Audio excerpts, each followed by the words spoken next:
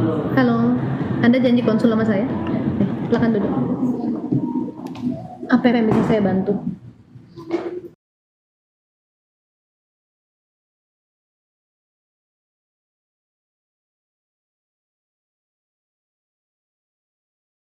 Itu sehari-hari itu udah rasa takut, cemas, khawatir ya. Anxiety ya? Ya, namun penyebabnya tidak terlalu jelas. Misalnya ketemu dengan orang baru atau kawan lama yang udah sering ketemu, tapi rasa itu masih tetap ada gitu, deg-degan kayak gitu. Cuman itu masih bisa saya tangani, masih bisa diatasi. Cuman yang sangat membuat kepikiran itu soal masalah tidur, karena ketika saya tidur itu mengalami ketindihan, dan ini bukan sekali dua kali, berkali-kali gitu. Dan kalau di medisnya kan ada juga ketindihan, apa yang namanya sleep paralysis, Iya. kondisi pikiran yang sadar tapi tubuh belum merespon. Nah, cuman yang alam ini berbeda, karena ketika mau tidur udah mulai ada rasa tidak nyaman, panas biasanya di area kamar. Terus kemudian pas mau masuk ke tidur tuh, deep tidurnya itu biasanya seperti ada sesuatu yang mau masuk ke tubuh. Iya. Kamu sering pulang kampung? Baru 2 hari sih di sini kerja. Oh, sebelumnya di kampung? Ya, habis galungan pengang di kampung. Kemudian pas. Tapi selama di sini lebih berkurang kan? Pernah kejadian juga. Tapi lebih berkurang, nggak seintens waktu di kampung? Sama aja. Sama aja. Sama ya. Nah, pas saat tidur itu biasanya lewat mimpi atau sebelum tidur ada sensasi yang kurang enak. Nah, pas tidur tiba-tiba sadar, tiba-tiba ada badan udah kaku. Nah, kakunya itu yang bikin saya kaget dan lama nggak bisa trauma gitu, bisa nerima kejadian ini kan ada raba-raba gitu. Lalu yang diraba itu bagian sensitif, maaf ya, kelamin gitu. Dicium juga, namun tidak ada sesuatu gitu, nggak nampak sesuatu, cuma merasakannya aja. Tiba-tiba bangun pagi area paha lebam kayak gitu. Terus pas aktivitas pasti lemes badannya, pikiran kayak kosong gitu, kalau diajak ngobrol kayak jauh banget pikiran gitu. Nyimak tapi nggak masuk. Iya, nggak masuk, kayak kenapa nih, kayak kosong gitu. Nah, terus kemudian saya datang.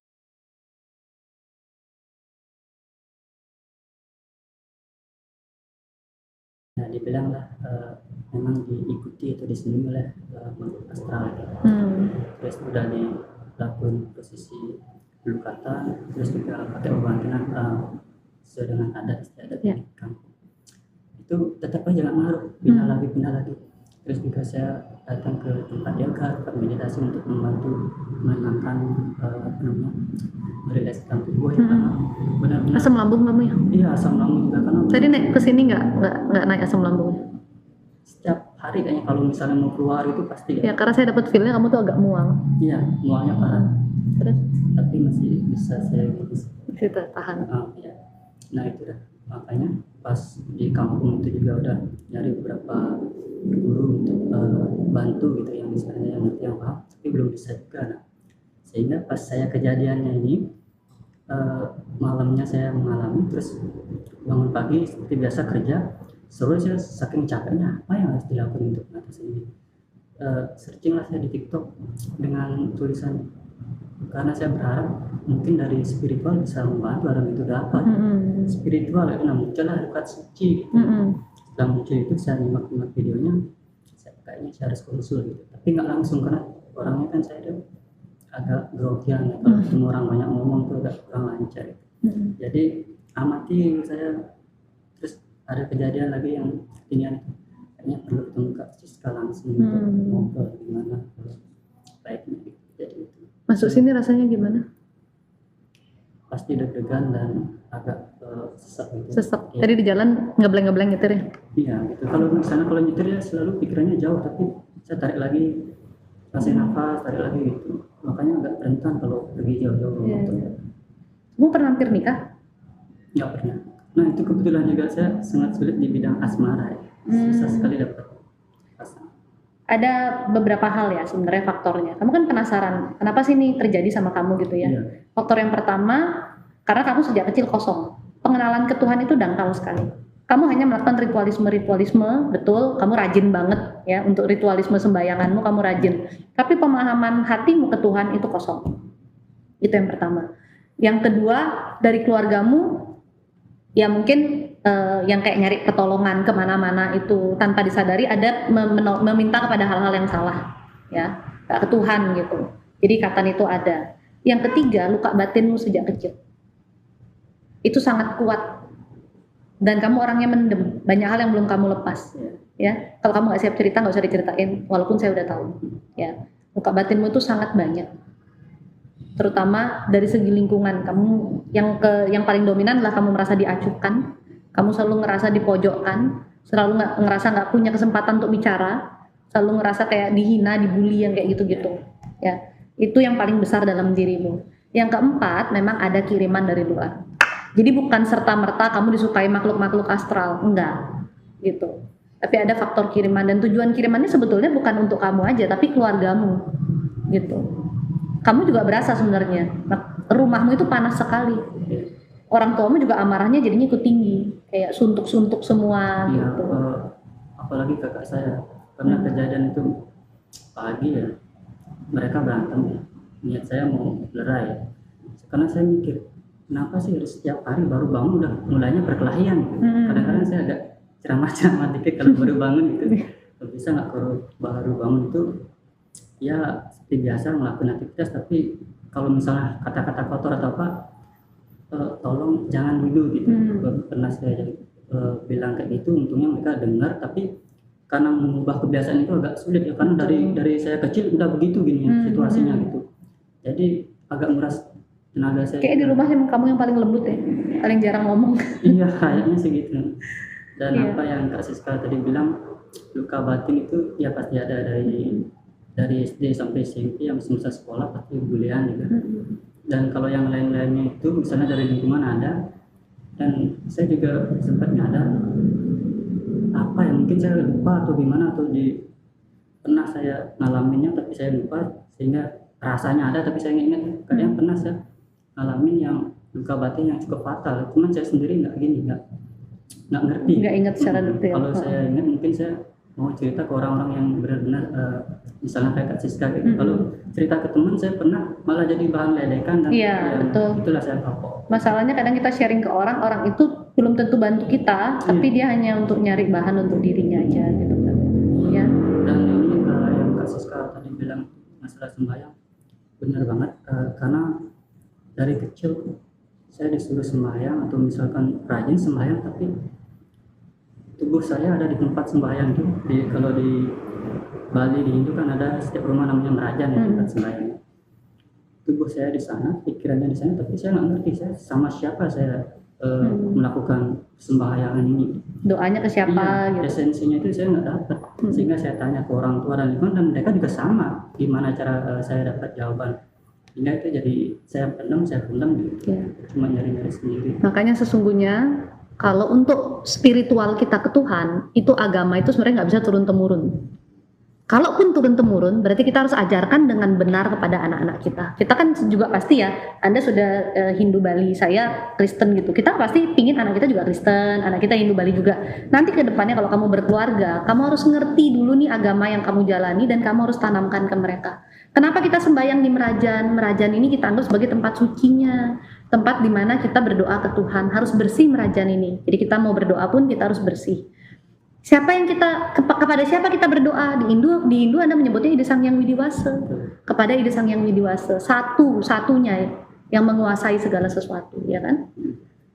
Itu harus kamu tanamkan. Mau banyak dewa-dewa, sebenarnya dewa-dewa itu adalah penggambaran dari sifat-sifat Tuhan kan. Jadi tetap satu, kayak Ida Sang Hyang Widiwasa aja. Lalu di Merajan tuh kamu sembayangannya, kamu selama ini sembayangnya gimana? Coba saya tanya. Kalau di Merajan kan ada namanya Pancasembah ya. Mungkin ini kalau secara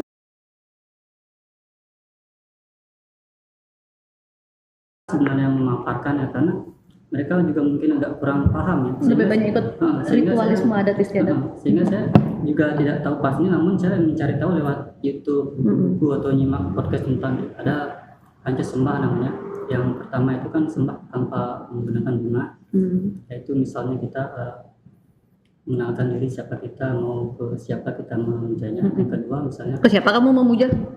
karena saya tidak tahu Tuhan, hanya tahu namanya, ya saya bilangnya ke Tuhan tapi saya tidak tahu namanya. Nah disitulah saya bingungnya gitu. Penyebutanmu ke Tuhan itu siapa maksud saya? Kalau saya, Apakah kamu tertuju khusus ke siapa atau kamu bilangnya Tuhan aja? saya kalau gambaran saya tentang Tuhan itu kayak angin ya, dia nggak terlihat tapi Betul. secara rasa itu ada, karena saya pernah punya pengalaman. Saya kan rajin doa nih, setiap hari doa. Kemudian saya mengalami situasi yang tidak sesuai dengan pengalaman saya di doa itu, sehingga saya ada rasa menyalahkan Tuhan ya, kenapa saya dibiarkan seperti ini, sedangkan banyak orang yang bilang Pak Tuhan itu kan maha pengasih, maha penyayang. Kalau udah maha berarti kan lebih dari gini, kalau dari manusia kan cinta, kalau maha berarti Tuhan lebih lagi. Betul. Dan kenapa saya ngalamin seperti ini? Nah kayak saya ngambek gitu ke Tuhan.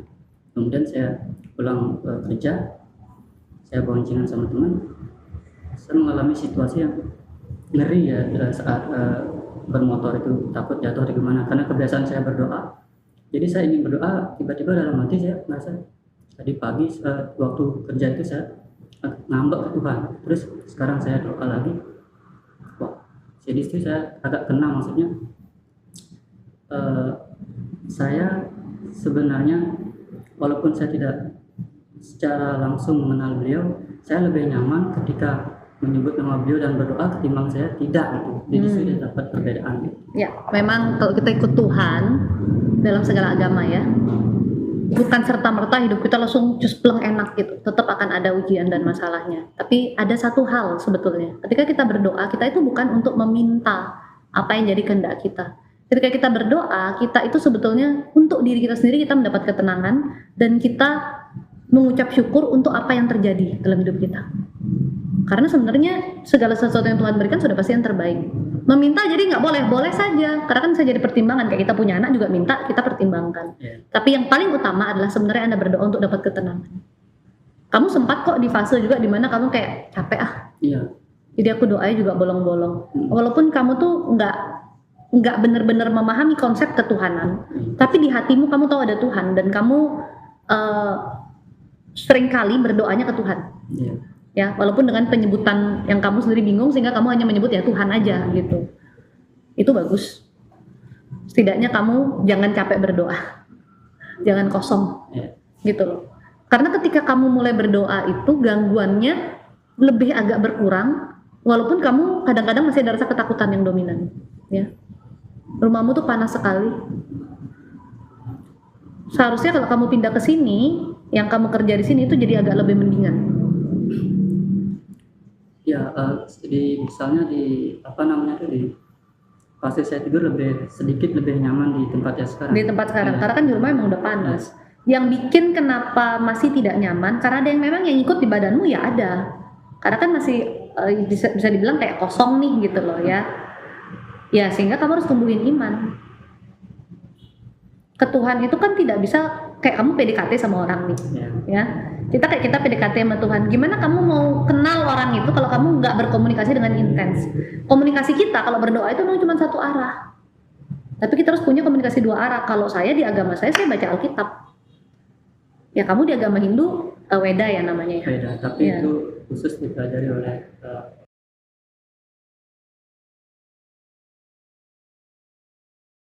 di agama Hindu sehingga Anda mempunyai pendalaman tentang Tuhan. Atau ke Tuhan sebetulnya sesimpel adalah kita berdoa saja, itu yang nomor satu, dan berserah mengandalkan Tuhan.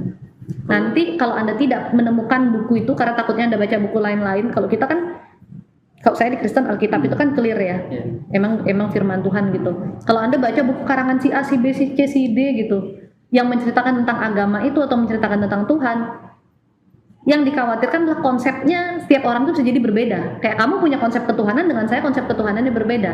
Kita tidak bisa meniru konsep siapapun, gitu loh. Jadi kalau kamu baca buku macam-macam, takutnya nanti konsepnya jadi kacau. Ya sesimpel aja kamu ke Tuhan berdoa dulu, minta tuntunan Tuhan.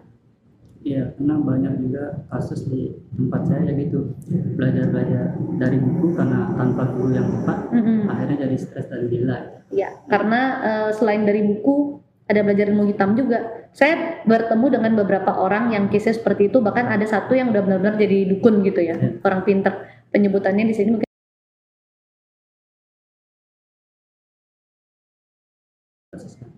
dia hanya penasaran dengan saya. Nah, Karena dia coba kirim dari jauh nggak masuk. oh gitu. Ngirim-ngirim hal negatif nggak masuk. Dia penasaran Kayaknya akhirnya dia belum datang. Iya, tapi dia masuk ke sini dengan sangat nekat ya. Dan dia jujur ngomong bahwa dia memang belajar dan lain sebagainya. Sebetulnya awal mulanya dia tidak bertujuan belajar ilmu hitam. Dia mau mendalami agama spiritual. Karena dia luka batin 11-12 sama kamu, karena dari masa kecilnya apa gitu. Sehingga dia ingin mendapatkan kedamaian. Waktu dia sembahyang dengan basic aja, dengan normal aja, dia sudah rasa tenang, dia bilang kayak gitu. Tapi karena dia ingin belajar lebih dalam, gimana sih supaya kita benar-benar lebih tenang, kenal Tuhan dan lain sebagainya, dia lihatlah ada seseorang yang menurut dia ini orang itu di agamanya dia orang yang ngerti seharusnya, karena sering memimpin macam-macam.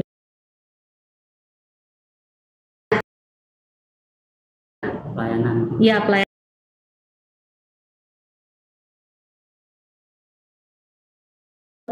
Dalam perjalanannya itu orang ini ngajarin macam-macam dan dia ikutin karena tujuannya dia kan untuk jadi baik dong, pikirannya dia untuk jadi baik.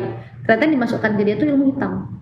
Dia bilang mas saya tiba-tiba badannya dia tuh panas, ada seperti bara api itu di bawah kulitnya dia. Jadi dia rasa panasnya seperti itu. Terus dia rasa seperti kakinya dingin sampai ke atas gitu, tiba-tiba kayak elnya diambil. Nah sejak saat itu dia kehilangan yang namanya kedamaian itu. Yang sebelumnya dia hanya dapat dengan simpel dengan cara dia berdoa. Dan yang namanya orang kalau udah terjerumus, ketika dia belajar dari buku-buku, dari YouTube dan lain sebagainya, dia semakin belajar tentang ilmu hitam jadinya. Dan tanpa dia sadari dia pakai. Gitu.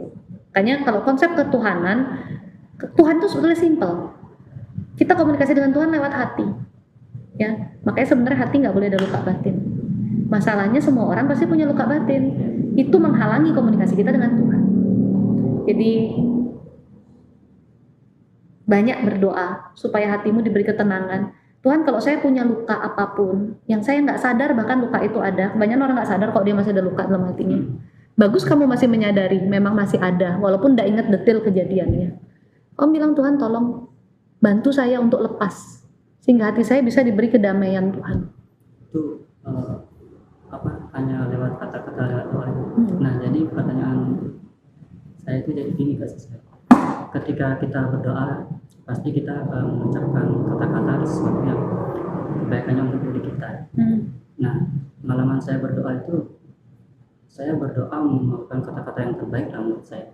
Tapi secara hati, secara rasa saya percaya dengan adanya Tuhan, tapi tingkat kepercayaan ini masih labil, naik turun. Dan bagaimana caranya menumbuhkan itu agar iman setiap orang tuh emang labil Pak. Ya, iman manusia tuh memang labil.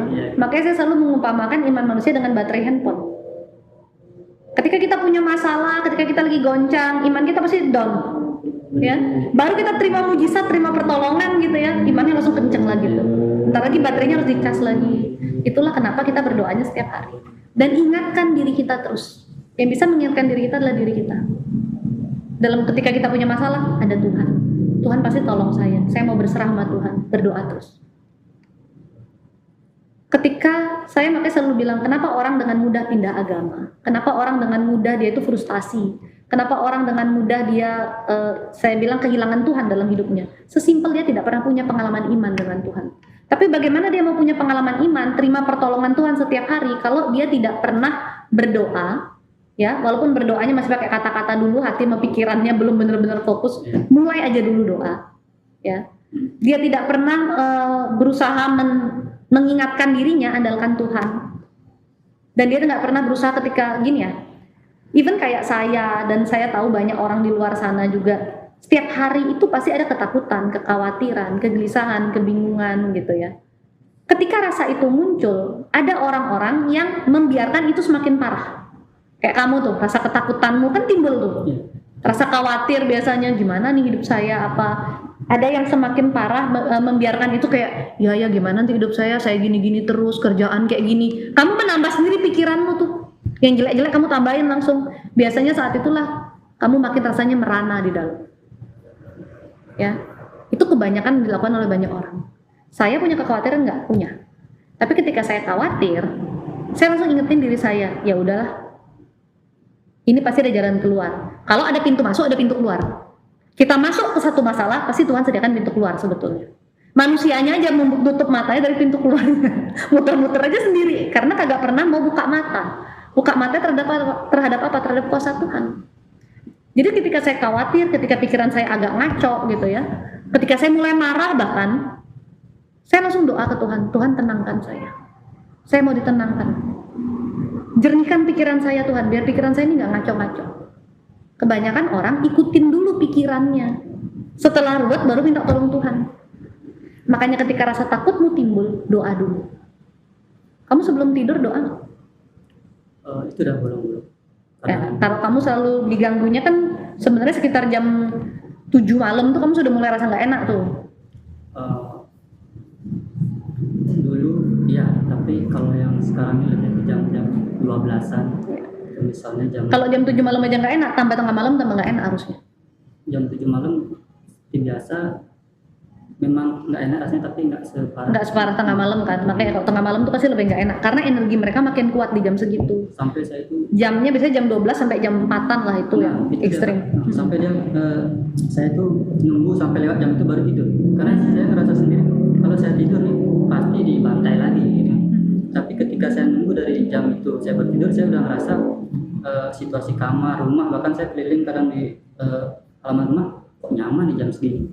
Berarti mereka punya jam-jam tertentu untuk mengganggu gitu. Kalau siang biasanya mereka energinya emang lebih low. Cuman kan kita teler juga kalau malam dibuat nggak tidur kan. Malam nggak enak, besok paginya lemes, tenaga habis juga gitu. Sampai trauma kalau tidur karena malamnya diganggu terus. Pernah waktu pertama kali saya ke tempat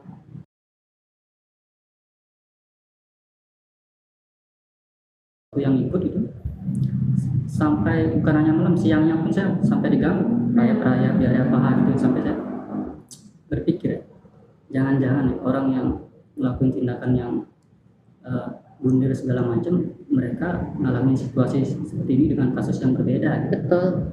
Nggak ada sejatinya manusia tuh yang mau menghabisi nyawanya sendiri. Anda sakit aja udah nggak enak banget, apalagi menyakiti diri sendiri. Biasanya karena ada faktor X-nya itu dari gangguan dari luar. Dan saya karena dari kecil saya entah kenapa dari teman-teman lingkungan di rumah saya lebih kok penasaran dengan ketuhanan, kayak gitu. Saya sering bertanya-tanya tentang apa tujuan saya di sini. Karena pernah saya bangun pagi berangkat sekolah, terus di sekolah biasa dibully segala macam, pulang ke rumah lagi terus setiap hari kayak gitu. Sampai saya mikir apa tujuan hidupnya, masa lah mati kayak gini. Coba pernah saya searching di Google waktu itu, coba iseng-iseng tanya Google apa sih tujuan hidup manusia, terus ditulisnya di Google itu keluar kata-kata tujuannya untuk apa, intinya memberikan pelayanan kepada Tuhan. Waktu itu saya belum ngerti apa ya maksudnya. Saya bersembahyang mudah gitu karena saya saking polosnya dan saya menganggap bahwa ritual itu udah benar waktu itu. Pelayanan kepada Tuhan, kata-katanya menarik dan saya bilang itu betul. Tujuan kita hidup tuh melayani Tuhan. Melayani Tuhan dalam hal apa? Melayani Tuhan kita tuh menyembah Tuhan. Itu bentuk pelayanan kita. Jangan menduakan Tuhan gitu loh. Kita berdoa hanya kepada Tuhan, meminta pun kepada Tuhan, bersyukur kepada Tuhan karena kita ada karena Tuhan. Lalu pelayanan kepada Tuhan nomor 2 apa? Kasihi dirimu. Karena esensi kita hidup sebagai manusia, kita diciptakan serupa dengan gambaran Tuhan. Dengan kamu mengasihi dirimu, kamu akan menunjukkan karakter-karakter Tuhan dalam dirimu. Kalau bahasa saya, karena mungkin kedengarannya Kristen banget ya, kemuliaan Tuhan ditunjukkan lewat kita. Jadi orang yang lihat kita, dia kan bisa ngomong, orang ini kok hidupnya kok Tuhan berkati sekali ya. Orang ini kok hidupnya luar biasa sekali ya. Di situ nama Tuhan yang dimuliakan, bukan kita. Jadi Anda harus jaga kesehatan Anda jaga pikiran Anda jaga hati Anda. Itu pelayanan Anda untuk Tuhan. Menjaga apa yang Tuhan berikan ini. Termasuk ketika Anda bekerja, Anda lakukan itu atas dasar saya mau lakukan yang terbaik karena ini untuk kehidupan saya juga yang Tuhan sudah berikan. Ya. Setelah itu baru kamu melayani sesamamu. Kebanyakan orang fokusnya melayani sesama. Pikirannya kalau melayani Tuhan itu sama dengan melayani sesama. Buat baik sama orang, dia lupa kasihi dirinya. Sehingga biarpun dia terjun pelayanan dimanapun, dirinya depresi, dirinya stres. Pulang ke rumah, baku hantam sama orang di rumah. Tapi kalau di luar, dia bisa kayak nolongin orang, bawa donasi dan lain sebagainya. Kasih itu nggak selalu ditunjukkan lewat donasi, ya. Tapi yang paling utama, kalau kamu mau melayani Tuhan, ibadahmu dulu perbaiki, dirimu beresin, baru kamu buat baik pada sesama. Berarti intinya dalam artian kata melayani Tuhan tuh sebelum kita keluar ke dalam dulu gitu. Betul. Dengan kamu sudah perbaikin dirimu, secara otomatis keluar akan baik. Kayak gini kamu sekarang, kalau kamu nyajar buat, gimana kamu mau buat baik sama orang? Iya. Nah ibanigen berbuat kan gitu, mau menolong orang, ngasih tangan aja. Saya aja lagi ngurusin diri saya gitu kan. Makanya kenapa sebelum kita pelayanan dimanapun ya, dan menurut saya ini di agama apapun, kita harus beres dengan diri kita dulu. Saya dulu tidak langsung melayani orang ketemu konsultasi, saya harus bereskan dulu diri saya. Bahkan ketika saya ngerasa saya hari ini tidak sehat, saya gimana, ya saya nggak bisa ketemu orang. Karena saya harus beres dulu dengan diri saya. Gitu. Kamu tuh orangnya baik sekali. Dan sangat lembut, nggak tegaan.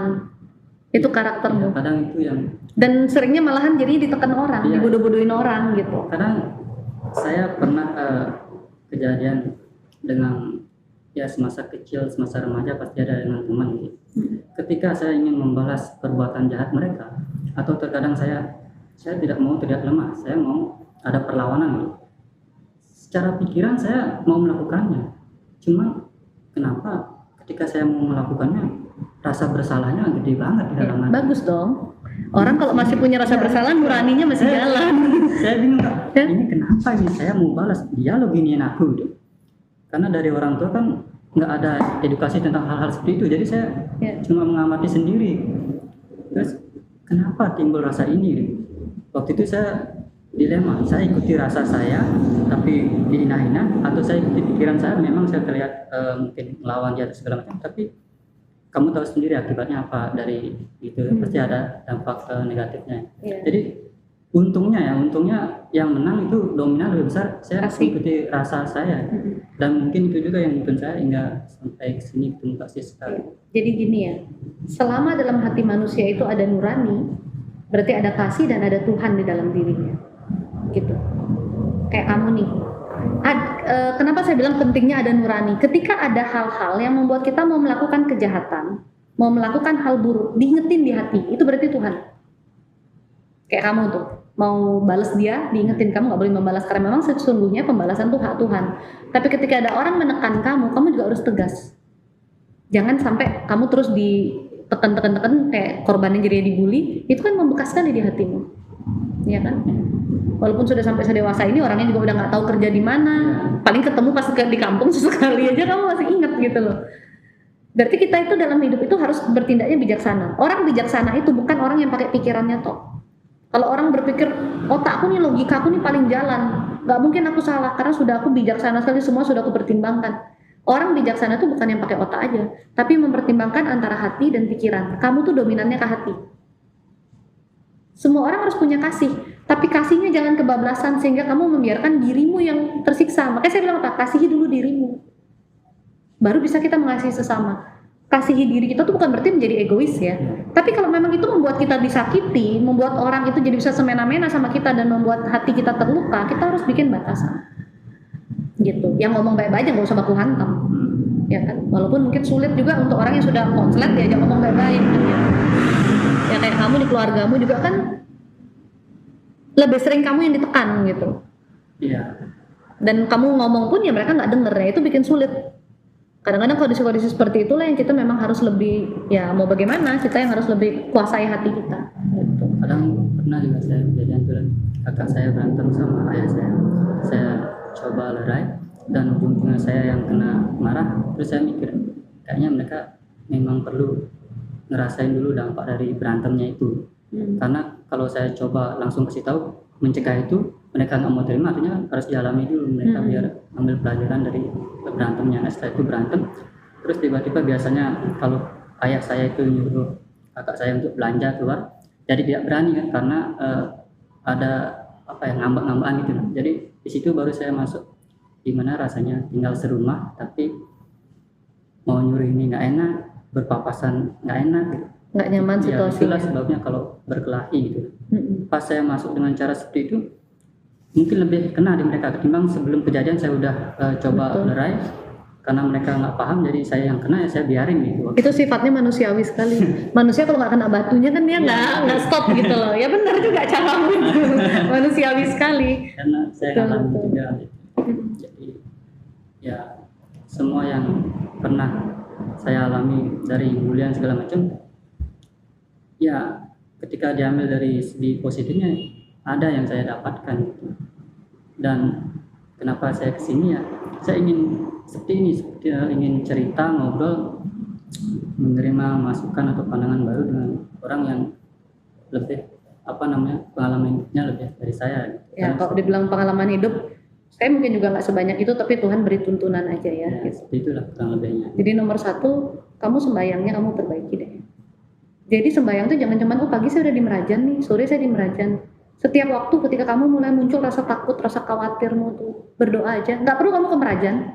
Tuhan tuh sebenarnya ada di mana aja. Kalau emang kamu Hindu ya kamu sembayangin di Merajanmu. Kan memang itu harus kamu urus juga sembayangin kan gitu loh. Tapi ketika kamu mulai timbul rasa khawatir dan takut itu di mana aja kamu berdoa. Jangan tunggu nanti. Doanya simpel-simpel aja. Ketika mau tidur, Tuhan yang jaga saya. Tuhan yang berkati saya. Apapun yang buruk di sini Tuhan yang bersihkan. Sekarang saya mau tidur dengan tenang Tuhan. Saya mau tidur dengan nyaman biar saya bisa istirahat gitu. Harus ada doanya. Doa simpel aja, nggak usah nggak kamu doa sebelum tidur 1 jam udah keburu tidur kamu kayaknya. Doa merem gitu mau tidur 1 jam kan udah keburu tidur gitu loh ya. Doa yang poin-poinnya aja. Ya mau makan berdoa, mau ngapain berdoa, tapi doa yang sesuai tema aja. Kalau mau makan ya Tuhan, kalau saya sih simpel ya Tuhan berkati makanan ini supaya jadi berkat yang masuk ke tubuh saya, dijauhkan dari segala yang buruk dan menjauhkan saya dari api neraka. Maksudnya apa? Kalau makanan ini nggak halal dihalalkan oleh Tuhan. Jadi berkatlah untuk kita semuanya gitu. Kan sesimpel itu aja doanya. Nggak usah mendoakan bangsa negara dan tetek bengeknya nih ketika kita mau makan kan. Kelamaan nasinya udah dingin ya. Habis jam istirahat kerjanya nanti buat doain itu. Kalau mau tidur ya doanya simpel aja. Minta dijaga ketika tidur, dijauhkan dari yang buruk. Selalu doa tuh minta dijauhkan dari yang buruk, dekatkan dengan yang baik. Termasuk gangguan-gangguan dalam tubuhmu itu kan sesuatu yang buruk. Ya. Ini lambungmu tuh udah parah sekali loh. Ginjal sama livermu juga sudah parah. Jadi kamu benar-benar harus jaga kesehatanmu. Kalau bisa jangan terlalu angkat-angkat berat. Kebetulan saya kerjanya di proyek, jadi ya gitu. Jadi angkat berat gitu ya. Karena nekannya ke bagian sini. Iya. Ada sih kepikiran juga mau beralih kerjaan karena kayaknya di proyek kan tamat SMP saya langsung kerja proyek ya. Karena nggak bisa lanjut ke sekolah, jadi saya kerja ngikut sepupu proyek gitu. Dan saya bersyukur juga dengan kerjaan saya ya. Ada hasil dari sana, saya bisa beli ini itu segala macam. Namun saya merasa kayaknya saya ada passion saya bukan di sini kayaknya gitu. Saya ingin nanti coba keluar mungkin apa gitu, ingin kebetulan tanggal 24 saya ingin ikut seminar, saya ingin lebih membuka wawasan saya karena kan saya takut ketemu orang banyak, ketemu orang baru. Saya ingin challenge diri saya ketemu orang seperti itu. Sayang ya, kamu tuh cerdas padahal. Daya tangkapmu tuh cepet loh, tapi kamu sayangnya nggak bisa melanjutkan sekolahmu dulu. Ya karena keterbatasannya. Padahal banyak potensi sebetulnya. Masalahnya orang sekarang tuh juga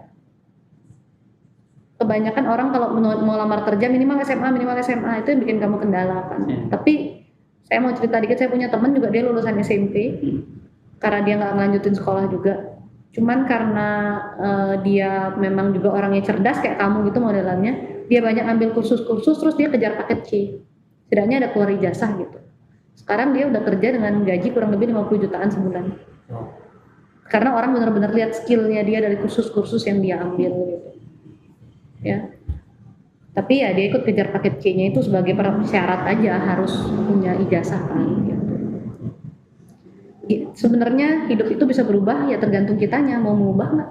Kalau kitanya malas-malesan nggak mau berusaha ya nggak akan ada yang berubah gitu. Ya. Kembali lagi tadi ke doamu ya. Kamu lakukan panca sembah tuh nggak ada yang salah. Tapi siapa yang kamu sembah itu kamu harus tahu. Ya ke Tuhan. Dan kamu sembahyang ke leluhur nggak?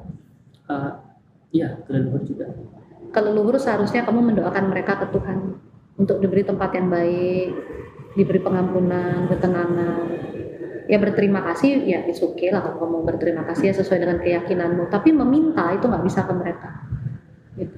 Berarti kalau meminta ke Tuhan langsung ke Tuhan. Betul. Berarti tadi kamu bilang Tuhan maha pengasih, maha penyayang. Tuhan tuh maha segala-galanya. Kenapa kamu nggak langsung minta ke yang maha? Kenapa mintanya ke yang lain-lain dulu? Ya kan? Berarti ke leluhur cukup kita mengingat, menghargai. Betul, berterima kasih. Kalau nggak ada leluhur nggak ada kita juga kan? Ya. mendoakan dia ke Tuhan. Karena sejatinya setiap orang butuh didoakan kok. Bahkan yang telah tiada pun doa gratis ini, walaupun ada yang bilang katanya jangan berkomunikasi dengan arwah. Dengan di agama saya ya, kita tidak komunikasi, kita doain dia ke Tuhan. Itu bedanya. Kan Tuhan punya kuasa atas yang hidup dan mati. Gitu.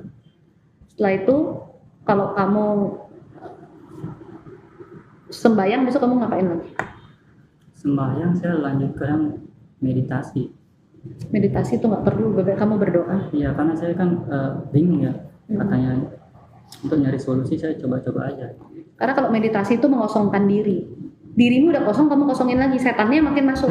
Saya kenanya pengetahuan. Jadi sebaiknya kalau kita itu adalah orang yang masih kosong, dasar keimanan kita lemah, jangan mengosongkan diri, jangan meditasi.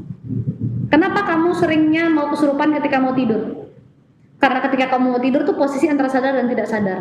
Kamu meditasi, kamu disuruh masuk ke alam yang seperti itu, antara sadar dan tidak sadarmu itu, ya kan? Biar merasakan kedamaian, rileks gitu kan? Itu seperti kamu mau tidur. Makanya kenapa banyak orang mengalami ketindihan itu ketika mau tidur? Karena kamu lagi nggak pegang kontrol atas dirimu, kamu lagi rilekskan dirimu mau tidur. Seperti orang meditasi itu, makanya gampang kemasukan. Kalau imannya nggak kuat ya jangan meditasi dulu. Ketenangan tuh hanya kamu bisa dapat dengan doa. Ada misalnya opsi lain kalau misalnya habis sembahyang agar bisa sesuatu yang untuk saya ini yang awam tuh ada pegangan habis sembahyang misalnya apa gitu, kebiasaan. Kalau di saya biasanya habis sembahyang saya langsung tidur gitu aja. Saya juga habis doa tidur. Iya. Mau ngapain dong? Oh biasanya kalau saya sebelum tidur, saya selalu sebelum saya doa ya, mau masuk kamar tuh saya mau naik kasur gitu ya, saya cuci kaki, cuci tangan saya, sambil saya doa supaya Tuhan bersihkan semua yang buruk, segala yang buruk dibersihkan. Terus kepala saya kasih air gini 3 kali saya usap, sambil saya doa. Tuhan yang memberi penjagaan, memberkati saya ketika saya tidur, dijauhkan dari yang buruk, dekatkan dengan yang baik. Itu saya tanamkan juga ke anak-anak saya. Sampai di atas kasur saya baru berdoa lagi, gitu. Karena kita mau tidur pun badan kita tidur, roh kita belum tentu, makanya Anda dapat gangguan terus, gitu. Makanya harus terus berdoa. Mau tidur tuh doa juga loh. Ada orang doanya sembarangan aja. Ya nggak heran kalau mimpi buruk terus. Ya. Jadi Itu suatu yang saya jadikan kebiasaan. Ketika saya mandi pun saya doa, gitu. kuncinya kembali lagi ke Doa. Kita ke Tuhan tidak bisa dengan cara apapun kecuali kita doa. Ya. Kita komunikasi dengan Tuhan tuh lewat doa. Dan buat saya Tuhan tuh sangat luar biasa baiknya. Doa itu bukan buat Tuhan, tapi doa itu buat diri kita. Makanya tadi saya bilang apa? Ketika kita berdoa, bukan membuat Tuhan jadi lebih powerful, bukan membuat Tuhan jauh lebih kuat. Karena Tuhan sudah powerful dan kuat. Tuhan tidak perlu kita sembah dengan memberikan doa-doa kita baru Tuhan punya power. No. Kita menyembah Tuhan itu supaya kita tertolong. Jadi bukan supaya Tuhan jadi powerful. Supaya kita rasa damai, rasa tenang. Itu kan yang kita mau dalam kehidupan. Ya. Supaya kita ada rasa lega, nggak ngapain tuh uring-uringan terus nyesek. Bukan buat Tuhan jadi kuat, tapi kita yang kuat. Itu efek doa. Kalau efek doamu benar, kamu akan rasakan damai itu. Bukan Tuhan yang makin kuat atau Tuhan makin lemah. Ketika kita nggak berdoa berarti Tuhan lemah. Enggak gitu konsep. Ketika kita berdoa, kita yang tenang, kita yang kuat. Tuhan selalu kuat, stabil Tuhan kuatnya. Ya. Makanya kalau Anda tanya, emang kuncinya cuma doa? Betul, hanya doa aja, nggak ada yang lain. Mungkin Saya tidak pernah berritual apapun, ya saya hanya doa. kekurangan saya yang saya mungkin biasa menyebabkan doa. Iya. Karena Nggak usah bingung sama ritual. Berarti habis sembahyang tata caranya, runtutannya gimana? Yang penting kamu berdoa dari hati. Bahkan bukan cuman ketika kita serius lagi berdoa begini gitu ya. Ketika apa yang kita ucapkan pun itu adalah doa. Gitu. Kamu bisa ketemu dengan saya kan karena kamu bukan dalam doa, tapi kamu pernah berpikir, Tuhan saya tuh pingin kenal Tuhan tapi kok kayaknya bingung sekali. iya. Tentang Tuhan ini seperti apa? Saya bingung. Iya, Saya takut malahan saya jadi salah ngerti nanti. Kalau Tuhan memang ada, Tuhan yang seperti apa yang ada? Itu pertanyaanmu. Kalau Tuhan memang ada, kasih saya juga tuntunan yang mana sih Tuhan kasih saya tahu. Itu kan, Ya. karena doa itu, karena pikiran itu udah kita ketemu. Supaya kamu tidak sesat. Kamu tidak pernah mendoakan itu loh, itu hanya ada di pikiranmu. Ketika kamu sedang berpikir, kamu merenung gitu. Karena itu bukan kalau doa kita bilang bentuk doa di depan merajan gitu ya, dan itu enggak, itu hanya bentuk pikiranmu. Makanya saya bilang sama orang-orang, doa yang paling powerful itu sebetulnya bukan mulutmu yang berdoa, pikiranmu sama hatimu, apa yang kamu pikirkan. Makanya jangan taruh pikiran-pikiran nggak penting di kepalamu. Oh, kita resesi nih, kita bangkrut nih, itu doamu, lu minta bangkrut. Makanya jangan taruh pikiran-pikiran nggak penting. Saya makanya menghindari sekali berita-berita yang horor. Ngapain? Dunia udah horor kok. Ya nggak, yang kita perlu sesuatu yang positif supaya pikiran kita benar. Kalau pikiranmu itu tadi Tuhan catat sebagai doa, sehingga saya tahu gitu, yang Tuhan tangkap dari pikiranmu tadi, yang Tuhan kasih tahu saya, berarti apapun ada di dirimu, perasaan dan pikiranmu itu adalah doa bagi Tuhan, bukan cuma yang keluar dari mulutmu, ya. Makanya selalu kamu harus punya pikiran yang baik, pikiran yang benar. Kalau dulu saya sering sekali juga nyeplos gitu. Ditanya, mau nikah umur berapa? Oh, saya mau nikah 26, 27. Saya bilang, bener saya nikah umur segitu. Terus saya dibilang, kamu mau punya anak berapa? Saya mau punya anak, pokoknya anak pertama saya pasti laki-laki. Saya mau punya anak, sionya sio tikus sama sio ayam, saya bilang. Semua tuh terjadi. Saya nggak tahu itu antara saya bernubuat untuk diri saya, atau karena itu adalah doa saya yang Tuhan dengarkan, saya juga nggak tahu. Tapi yang pasti, yang saya yakini hingga hari ini, tidak ada doa yang tidak Tuhan dengarkan, sama sekali tidak. Karena saya sering sekali ketemu orang, saya sampai godain, lu dulu malam-malam kerjaannya meringkuk di kasur nangis kan, kok Cece tahu loh posisi nangisnya sama persis, bukan saya punya CCTV saya pantengin kamu, enggak, Tuhan lihat kamu saat itu, dan Tuhan kasih tahu saya, sama seperti apa yang ada di pikiranmu. Makanya sangat penting punya pikiran yang beres, hati yang bersih. Sangat sulit kalau kamu berada di lingkungan yang negatif. Ya, bagaimana kamu mau tenang bangun tidur lihat bapakmu sama kakakmu saling maki, segala makian kotor kayaknya yang ada diucapin semuanya. Iya, itu kadang-kadang. Jadi panas kan? Pagi-pagi itu kok nggak nyaman. Dan itu sejak kecil lagi. Iya, sejak kecil. Kalau nggak bapak sama ibu, kadang bapak sama saudaranya juga berantem. Iya, itu. Ya. Saya, berada di tengah-tengah kondisi seperti itu, berontak nggak bisa gitu, jadi kependam seperti ini. Kamu tuh korban lingkungan toksik. Orang tuamu juga nggak ngerti konsep ketuhanan seperti apa. Mereka jalani hidup juga dengan kepahitan. Ya. Saya tuh dengar cerita kamu bahwa sejak kecil kamu sudah punya ketertarikan ke Tuhan itu. Saya menyadari Tuhan itu begitu luar biasa. Karena pasti akan ada orang-orang yang Tuhan mau tolong dengan cara Tuhan.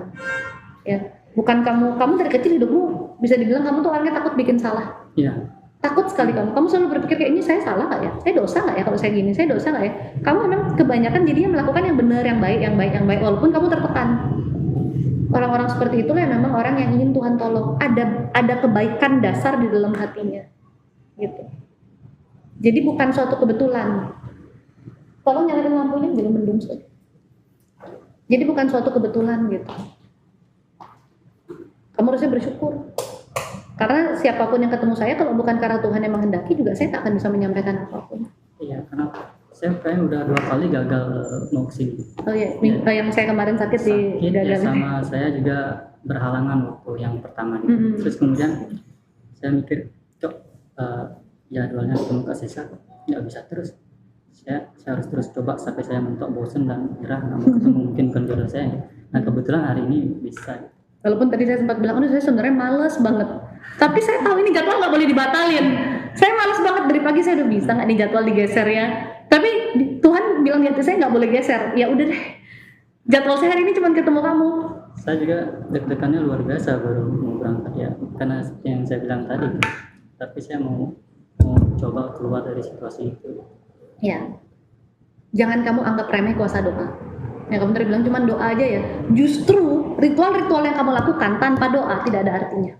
Mau kamu meditasi,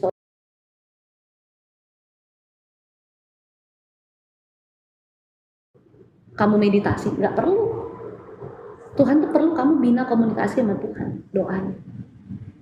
Kayak kita orang Kristen nih, apakah poinnya adalah kita harus saya nih maksudnya, saya harus ke gereja aja, saya harus kasih persembahan aja di gereja, berarti saya udah beresin ibadah saya? No, ibadah itu dari hati dan pikiran kita. Kamu harus terkoneksi terus ke Tuhan. Orang yang terkoneksi ke Tuhan punya rasa damai. Kamu kan rindu rasa damai itu, karena lebih dominan rasa takutnya. Takut itu udah pasti bukan dari Tuhan. Saya jadi teringat dengan salah satu video Kak Siska yang ketika bangun pagi ada rasa tidak nyaman, tidak menyenangkan, pokoknya rasa cemas gitu. Kebanyakan orang di video itu mengatakan kebanyakan orang ini menganggap hal yang normal, tapi bagi saya ini tidak normal. Saya jadi mikir, saya mengalami itu setiap hari. Kenapa saya tidak berpikiran seperti Kak Siska ini nggak normal loh diri saya gitu? Karena udah terbiasa. Kan, gitu. Ibarat gini, kalau kakimu sudah biasa dari kecil diikat jalannya, maka kamu akan biasa jalan kakimu mepet. Ketika dilepas ikatannya, kamu akan terus mepet jalannya. Tapi kalau kita sudah terbiasa dari kecil kaki kita bebas, ketika kaki kita diikat rasanya nggak nyaman, itu loh. Jadi ketika kamu dari kecil secara dominan dalam hidupmu 90% yang kamu rasakan adalah ketakutan, kegelisahan, kegalauan. Ini jadi hidup yang normal. Ya, itu manusia tuh sebenarnya pandai kali beradaptasi kita. Contoh aja fisik kita nih, kayak kamu misalnya. Nggak ada makanan, saya terbiasa untuk memakan nasi. Ketika nasi itu diganti, kadang-kadang rasanya lemes. Yeah. Kalian kalau kita udah ganti nanti ya biasa-biasa aja. Ya, makanya ketika saya udah rasain kedamaian terus ada kegelisahan, ini saya langsung sadar ini ada sesuatu yang salah. Tapi kalau kamu gelisah terus dikasih damai, kaget kamu. Kok damai ya? Kok beda ya gitu loh. Ya. Makanya orang seringkali salah menganggap normalnya itu yang mana. Kayak kamu nih contohnya bangun tidur aja, kakak sama bapakmu tiap hari maki-makian. Kalau suatu hari kamu bangun tidur mereka lagi minum kopi bareng ngobrol, mungkin kamu bilang aneh sekali loh hari ini mereka berdua bisa minum kopi bareng ngobrol. Iya kan? Karena sudah normalnya yang kamu lihat dan kamu rasakan adalah hal yang tidak nyaman itu. Gitu. Itu yang membuat orang harus menyadari bahwa kalau ada rasa tidak damai di hatimu, berarti hari itu ada yang salah sama kamu. Jangan dibiarin lagi, harusnya diubah sejak awal. Jadi tadi kan Kak Siska menjelaskan ada 4 ya. Yang pertama itu dari yang pemahaman ke Tuhan. Ya. Terus dari diri saya memang bukan dari dalam aja, faktor luar pun juga ada. Maaf ya, untuk di daerahnya kamu tuh sangat banyak tuh yang kayak gitu. Saya itu pelayanan juga ke daerah kamu.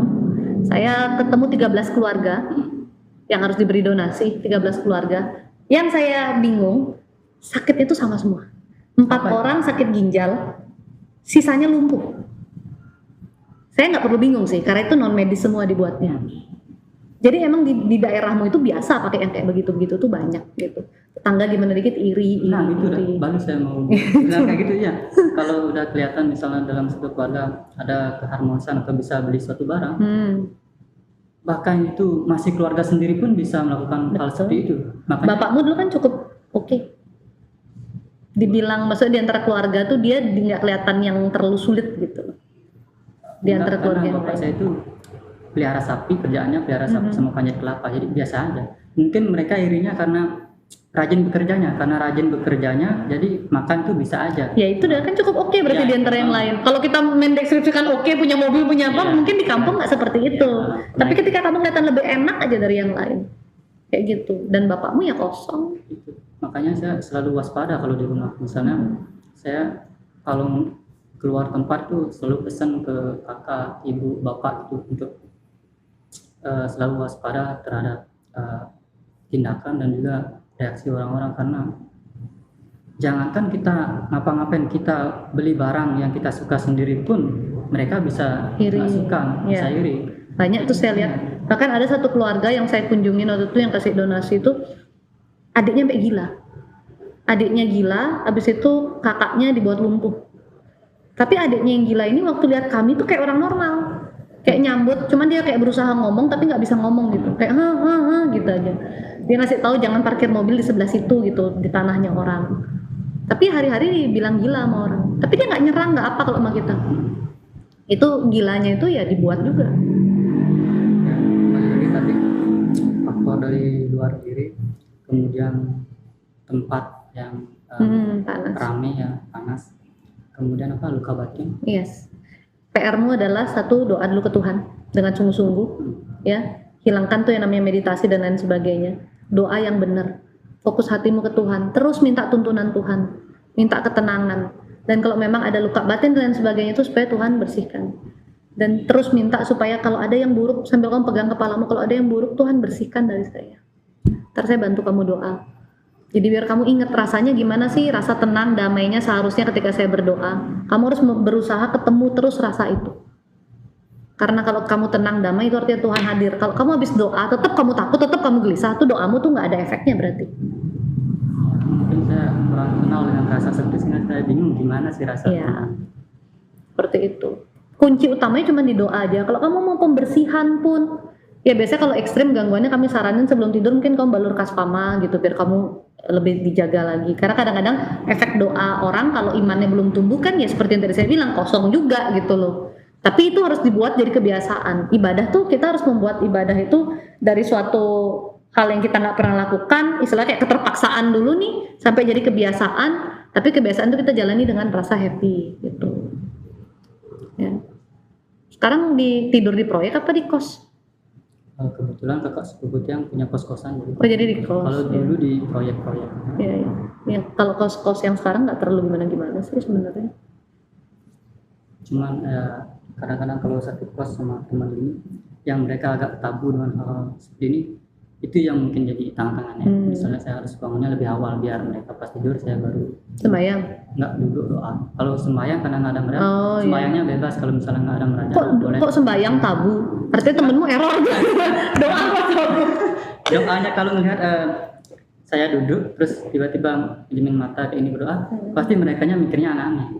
Karena dominan negatif semua ke pemikiran orang-orang. Betul, banyak yang mau pegangan-pegangan juga Iya, biar makanya kuat, biar apa. Saya pernah juga waktu gangguan seperti ini kan saya pernah datang ke beberapa tempat, saya dikasih barang macam-macam, saya nggak merasa nyaman, malah saya ketika saya bawa ini, saya merasa nggak enak tuh. Jadi Kamu apain terus? tanpa sepengetahuan, kadang saya buang, kadang-kadang saya taruh di mana lupa sampai nggak tahu di mana sekarang. Gitu. Iya, iya. Nah ikatan-ikatan kayak gitu deh yang secara nggak sengaja Ya, terjadi. Karena kita terima jimat, hal-hal kayak gitu, kita terima aja sudah terikat. Intinya kalau kita mau berurusan dengan hal yang salah tuh sangat gampang. Kamu nanya aja, makanya saya sering bilang orang nggak usah nanya-nanya ramalan-ramalan gitu. Nggak ada Tuhan itu membuat ramalan yang untuk satu persatu orang gitu ya. Bahkan kalaupun saya kasih tahu nih ke seseorang gitu, itu pasti beserta dengan solusinya. Misalnya nih ada yang kemarin tuh saya tahu perutnya ada sakit apa, saya bilang nih dalam 3-4 tahun lagi lu bisa sakit begini loh. Lu harus bikin asuransi, lu harus berobat, kontrol makan lu dari sekarang. Bisa berubah nggak itu dalam 3-4 tahun lagi? Bisa, itu bukan ramalan. Itu bukan ramalan, kalau itu bisa berubah itu bukan ramalan. Karena kamu mengusahakan sejak saat ini. Bagaimana hidup kita ke depannya itu bukan ditentukan oleh ramalan, tapi usaha kita saat ini. Tuhan kasih lihat ini loh yang mungkin terjadi, tapi kamu punya pilihan untuk kamu ubah hidupmu. Semua manusia itu punya 2 jalan dalam hidupnya. Lu mau baik atau lu mau buruk, itu aja. Makanya saya bilang sama orang jangan pernah berurusan dengan hal seperti itu. Nanya ramalan, nanya jodoh gimana. Nanya jodoh dibilang jodohnya ada tapi kamu kurung diri di dalam rumah. Apa gunanya ya kan? Kayak jangan buat ikatan nggak perlu. Dikasih orang barang ini untuk pegangan gini. Oh enggak. Saya nggak kayak gitu-gitu. Saya minta sama Tuhan aja udah. Gitu kan. jadi tadi apa ya kasih kakak di organ saya ada ginjal yang bermasalah. Ginjalmu bermasalah. Lambungmu juga. Ya orang kalau penuh kekhawatiran, penuh kepedihan, biasanya ginjal, liver, pikirannya ruwet, lambung, udah itu aja. Berarti pengaruh emosi. Betul. Fisik gitu. Pengaruh emosinya kuat. Biarpun kita bilang saya udah jaga makan, saya udah minum air, saya udah minum vitamin dan sebagainya. Kalau otaknya nggak beres-beres, sakitnya keluar semua. Itu bahaya. Sebenarnya 90% saya kan juga nanganin pengobatan kan. Ya. 90% orang sakit itu dari pikiran dulu. 10%-nya adalah efek yang udah terlalu lama numpuk di badan, nih mau nggak mau badanmu pasti renyot. Waktu pertama kali saya coba olahraga tuh duduk diam aja paha saya getar. Nah saya mikir nih mungkin salah satu dari bentuk badan yang tegang kaku ya karena nerima semua proses emosi itu. Iya. Pas kayak gitu dia getarnya luar biasa karena saya latih jadi setiap hari agak mendingan sekarang. Kalau tubuh aja harus dilatih, iman juga harus. Kalau kamu bilang gimana caranya biar punya iman yang bagus, semua orang melalui prosesnya. Makanya saya selalu doa sama Tuhan juga supaya saya punya pengalaman iman, anak-anak saya punya pengalaman iman. Karena kalau kita udah ngerasain pertolongan Tuhan, seharusnya orang yang normal ya, normal dan tidak bebal, udah ngerasain pertolongan Tuhan, ada iman pasti. Mengingat, oh dulu aku ditolong Tuhan, pasti aku ditolong lagi. Tumbuh. Tiap kali ada masalah ingat, oh ada Tuhan kok. Kalau dulu aku ditolong, sekarang ditolong. Gitu kan? Kalau nggak bebal, kalau orangnya udah bebal mau ditolong kayak gimana pun juga dia lupa kebaikan Tuhan. Makanya manusia yang paling repot tuh kalau bebal. Dikasih tahu tidak masuk-masuk, dikasih yang baik nggak mau didengar. Sudah nerima bantuan pun rasanya tidak pernah terima. Kalau kayak gitu, gimana mau tumbuhin iman sama Tuhan? Mental pasti. Tapi sesuatu yang bagus dari dirimu adalah kamu orang yang mau merenung. Dan ketika kamu renung, walaupun sesulit apapun, kamu bisa menemukan yang positif di antara yang negatif. Kamu termasuk orang yang bisa mengambil hikmat. Oh, mungkin emang harus terjadi seperti ini karena begini. Kamu biasanya begitu. Itu sebenarnya cukup jauh mengurangi kekecewaanmu, sehingga tidak membuat kamu tuh membenci. Kecewa iya, sedih iya, marah iya sebenarnya. Ngelihat kakak kayak gitu, ngelihat kondisi-kondisi yang terjadi, kamu tuh marah, tapi kamu nggak benci. Iya. Bahkan ke keluargamu kamu sayangnya luar biasa. Itu saya bingung. Tapi bagus. Ya itu bagus, karena kita nggak boleh membenci. Membenci itu bukan sifat orang yang apa ya, yang dikasih itu kan. Gitu. Jadi kamu perbaiki dulu cara doamu dan sering-seringlah berdoa. Karena lingkungan kerjamu juga bukan yang positif-positif amat, yang pakai macam-macam juga banyak. Bahkan ada yang pakai ilmu-ilmu kebal lagi teman-temanmu tuh. Mungkin ya karena mereka juga ya kerja pakai tenaga gitu kali ya. Ya, mungkin karena persaingan antar ini juga kerjaan. Tapi kamu nggak deket juga sih sama mereka? Enggak, karena saya jarang ngomong kamu. Saya pakai feeling aja kalau misalnya mungkin dari wajah atau misalnya dari kata-kata agak kurang pas di saya, bukannya saya ngejauhin atau gimana, saya jaga jarak gitu. Jaga jarak biasanya. Oh ini nggak cocok sama saya. Ya memang kayak gitu sih, kita nggak boleh memusuhi orang, tapi kalau emang kita udah tahu kira-kira efeknya nggak bagus atau gimana, kita jaga jarak. Benar. Ya mulailah perbanyak kamu doa. Ketika kamu di jalan, kamu pikir, kamu merasa ngeblank tuh banyak-banyak doa. Ya. Tadi kesini aja kamu ngeblank udah berapa kali? Biasanya sama admin saya pasti diingetin kalau mau ke toko banyak doa di jalan gitu. Karena memang ya namanya orang mau dikasih tuntunan oleh Tuhan gitu, iblis tuh kan nggak akan tinggal diam. Ada yang mau kesini dari jalan veteran kesini 4 jam muter-muter. Dia ngeblank mau kemana, dia bingung arahnya. Ada yang hampir kecelakaan. Makanya selalu kami pesenin banyak doa di jalan. Karena diganggu kan, orangnya udah kesetanan, pikirannya ngeblank lagi. Emang kayak gitu. Jadi mungkin itu sih yang ingin saya obrolkan sama kasus kan. Saya bantu kamu doa ya. Kamu juga doa ya. Kamu minta pertolongan Tuhan, minta pengampunan. Kalau kita minta pengampunan terus setiap hari.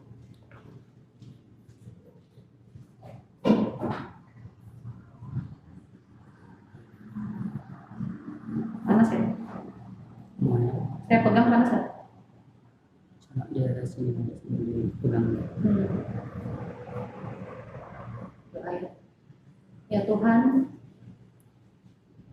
kami bersatu hati datang ke hadirat Tuhan. Terima kasih Tuhan, karena kebaikan Tuhan menunjukkan jalan bagi dia melalui kami. Terima kasih Tuhan karena pertemuan hari ini Tuhan. Karena Tuhan menuntun satu orang lagi kembali ke dalam jalan Tuhan. Orang yang memang Tuhan perkenankan. Tuhan melihat begitu banyak kebaikan dalam dia. Tuhan melihat kasih dalam dia. Dan Tuhan juga melihat dirinya yang dalam kebingungan dan kekosongan. Tuhan, tuntunlah tangannya. Tuntun langkah kakinya untuk terus melangkah dalam jalan Tuhan. Hari ini Tuhan, dan seterusnya, Tuhan tidak pernah meninggalkan dia. Tuhan melihat apa yang menjadi beban-beban dia, kegalauan, kegelisahan, kebingungan. Namun dalam semua hal itu Tuhan dia tetap berusaha untuk menemukan kebenaran, yaitu Tuhan sendiri. Dan dia tetap ingin berpegang kepada Tuhan, walaupun tidak jarang langkah kakinya disesatkan. Bila selama ini langkah kakinya membawa dia dalam ketersesatan Tuhan, karena ketidaktahuan dan kebingungannya Tuhan, kami memohon kepadamu Tuhan, agar Tuhan menghapuskan setiap jejak langkah itu. Tuhan memutuskan setiap ikatan-ikatan yang ada. Tuhan memusnahkan semua yang buruk Tuhan. Ikatan yang buruk baik yang dibuat oleh dirinya maupun oleh leluhur-leluhurnya Tuhan. Tuhan putuskan semua. Jadikan dia ini milikmu Tuhan, seutuhnya. Jangan biarkan lagi dia terikat dengan yang buruk Tuhan. Dan beri pengampunan bagi dia Tuhan atas ketidaktahuannya selama ini. atas kesalahan-kesalahan yang dia lakukan sehingga dia berjalan di jalan yang salah Tuhan. Namun hatinya senantiasa mencari Tuhan, hatinya senantiasa ingin mendapatkan kedamaian itu. Tuhan juga melihat segala sesuatu yang buruk yang ada dalam dia Tuhan. Hal-hal yang negatif yang dikirimkan ke dalam dirinya, ke keluarganya, apapun itu Tuhan. Tuhan lihat semua. Dia mengontrol dirinya, menguasai perasaan dan pikirannya, yang mengganggu kesehatannya, yang seringkali juga berusaha menguasai dirinya Tuhan. Tuhan melihat semua itu. Dan hanya kepadamu lah Tuhan kami berserah. Hanya kepadamu lah Tuhan kami memohon. Dan sesungguhnya hidup dan mati kami adalah milik-Mu. Karena tiada kuasa melebihi kuasa-Mu ya Tuhan. Kami berserah hanya kepadamu dan tunduk hanya kepadamu. Tuhan, dengan kuasa-Mu, Tuhan memusnahkan semua yang jahat. Tuhan memusnahkan semua yang buruk. Tuhan menghancurkan kuasa-kuasa gelap, hal-hal jahat di dalam dia Tuhan. Tuhan membersihkan dia dari semua itu yang membuat dia sering tidak tenang Tuhan. Apapun yang buruk Tuhan yang mengikuti dia, segala yang buruk Tuhan jauhkan dan Tuhan dekatkan dengan yang baik. Yang membuat tubuhnya sering tidak nyaman, yang membuat tidurnya jadi terganggu, yang membuat aktivitasnya terganggu. Hanya di dalam nama-Mu ya Tuhan, Tuhan memusnahkan semua yang buruk itu, semua yang jahat Tuhan hancurkan, Tuhan keluarkan. Tidak ada satupun yang berhak lagi atas tubuh ini Tuhan. Ya Tuhan, Tuhan lihat dalam hatinya. Yang dia rindukan adalah kedamaian dan ketenangan. Dia rindu untuk tahu lebih dalam tentang Tuhan. Dia rindu untuk merasakan Tuhan. Tuhan, dengan rendah hati kami memohon agar Tuhan memberikan kasih dalam dia, agar Tuhan hadir bagi dia. Dia ingin mengenal Engkau lebih dalam ya Tuhan. Biarlah hari ini menjadi pertemuan antara Engkau dengan dia melalui rasa yang ada dalam dirinya.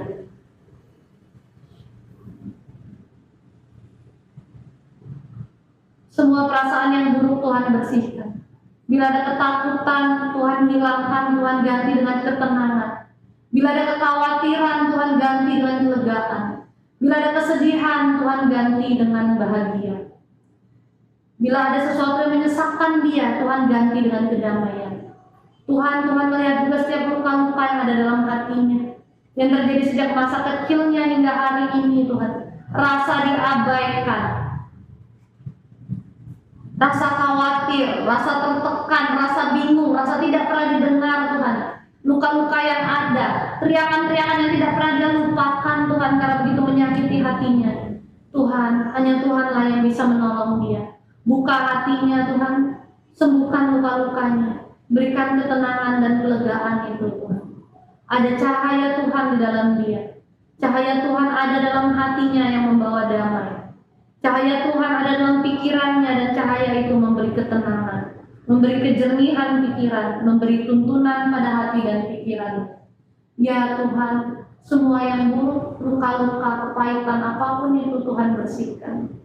Apapun yang buruk Tuhan yang pernah dia cari, hal-hal yang mungkin dia pelajari secara tidak sengaja Tuhan, lepaskan dari dia Tuhan, bila Tuhan berkenan. Terjadilah apapun yang Tuhan perkenankan atas dia. Bantu dia dalam usahanya untuk mendekatkan diri kepadamu Tuhan, agar dia mengenal Tuhan lebih dalam. Bantu dia melewati semua ini Tuhan, karena kami tahu Tuhan, semakin kami ingin mendekat kepadamu, maka ujian kami pun akan ada Tuhan. Mampukan dia dan tuntun dia Tuhan.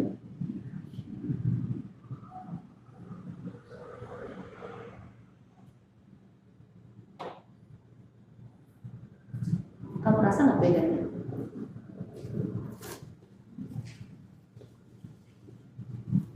Ada perbedaan yang kamu rasa? Ringan. Hah? Ringan. Ringan, terus keringetan loh. Ringan, apa lagi? Ada rasa, saya ngerasa badan biasanya agak berat gitu ya. Ini saya ngerasa ringan. Ringan. Ya, ringan. Hatinya juga. Ada semacam, saya nggak bisa jelaskan mungkin dari apa ya kata-kata, bingung saya. Tapi ada sesuatu. Perasaan nyaman. Iya. Ya. Ngerasa kayak disayang gitu. Ya, itu Tuhan. Sesimpel aja, kalau kamu merindukan kasih sayang, kamu orang yang merindukan kasih sayang, ya kan? Karena kamu ngerasa di keluargamu tidak pernah ada kasih sayang, dari orang sekitarmu juga nggak pernah ada kasih sayang, ngedeketin cewek rasanya malu banget, gagal terus jadinya kan? Yang kamu rindukan tuh kasih sayang. Ada nggak ya orang yang ngerti saya, yang bikin saya nyaman? Tuhan itu tadi kan kita bicara tentang konsep ketuhanan ya. Tuhan itu mengisi apa yang kosong di hati kita. Karena manusia yang kosong itu berarti ada sesuatu yang belum terisi dalam dia. Beda-beda kebutuhan setiap orang.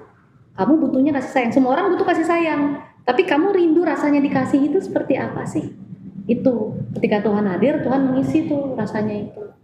Ada orang yang rindunya ketenangan. Jadi kasihnya Tuhan hadir membawa dia lebih tenang gitu. Ya. Kamu tadi kan rasanya kayak kok beda banget ya, ini perasaan apa sih, sampai kamu nggak bisa deskripsiin saking nggak pernah merasakan kasih sayang, kamu dipeluk aja jarang, iya kan? Tuhan itu begitu, tidak bisa dilihat dengan mata. Makanya saya selalu bilang, kenapa saya percaya Tuhan ada. Tuhan itu tidak bisa dilihat dengan mata, tapi bisa dirasakan dengan hati. Kalau kita mau cari Tuhan, ada rasa tenang, damai. Kalau kita kurang disayang, kita rasa disayang. Kita sedang marah, kita ditenangkan. Ya, kamu jangan lupa rasa itu. Ketika kamu berdoa harusnya rasanya begini, kurang lebih lah. Ini pertama kalinya saya rasain. Iya. Semua yang didoain di sini bilang gitu, ini pertama kalinya. Karena selama ini berdoa pun tidak memahami konsepnya yang benar.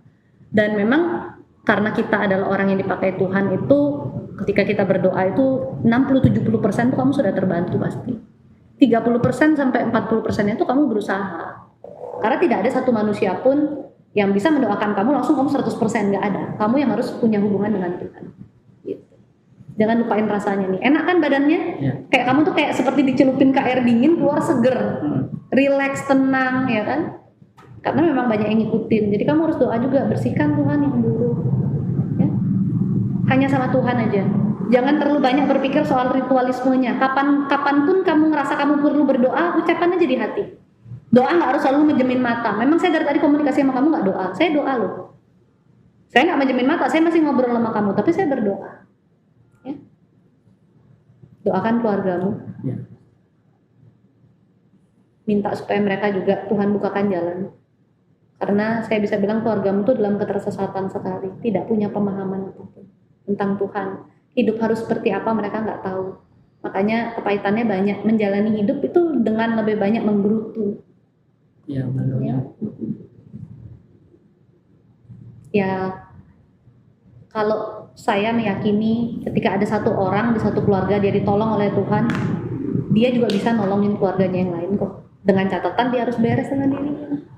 Ya. Untuk saat ini mungkin kamu hanya bisa mendoakan mereka sembari kamu beresin diri. Ya. Apalagi yang mau ditanyakan? Mungkin itu saja sih. Sudah menjawab apa yang tadi saya sampaikan. Kalau kamu punya pertanyaan, kamu bisa tanya ke admin. Kalau pertanyaan itu biasanya juga di-forward ke kita. Ketika ada jawaban, kita pasti jawab. Oh gitu.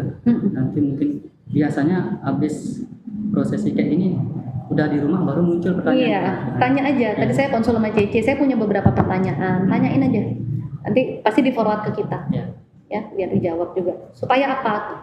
Kenapa saya bilang tadi jangan banyak dulu baca buku macam-macam dan lain sebagainya. Saya bukan pinter. Saya tidak mau bilang diri saya pinter. Tapi saya tidak mau kamu punya konsep pemahaman yang salah. Jadi ketika ada pikiran yang timbul, kamu tanya aja. Kalau kita bisa bantu jawab, kita pasti jawab supaya kamu tidak melenceng. Gitu. Kebanyakan ketika kita mau mendalami tentang ketuhanan lebih dalam, kita disalahkan arahnya, dibikin melenceng gitu. Itu yang dihindari. Dan kalau saya pribadi, saya selalu doa ya supaya terus dituntun di jalan Tuhan, biar saya nggak melenceng. Gitu. Ya. Jadi cukup. Ya, silakan. Terima kasih banyak. Sama-sama. Sudah meluangkan waktu dan juga tenaganya untuk. Ya, semua karena kehendak Tuhan aja. Jadi kamu bersyukur sama Tuhan. Jadi ini pertanyaan cuma penasaran saja sih sebenarnya. Kenapa di dalam caranya Kak Siska membantu orang-orang yang konsul tidak berbayar sesuai dengan yang pernah saya alami sendiri. Kalau misalnya ke tempat seorang yang ilar atau apa yang membantu misalnya, pasti mereka ada harga yang harus dibayar. Nah, saya bingungnya atau penasaran ya, kenapa bisa tanpa gratis bayar ya? karena Tuhan berikan ke saya dengan cuma-cuma. Saya ini hanya alat Tuhan, hanya jembatan Tuhan. Saya pun tidak bisa memaksakan kehendak saya. Siapa yang harus ditolong itu semua atas Tuhan yang punya perkenanan gitu loh.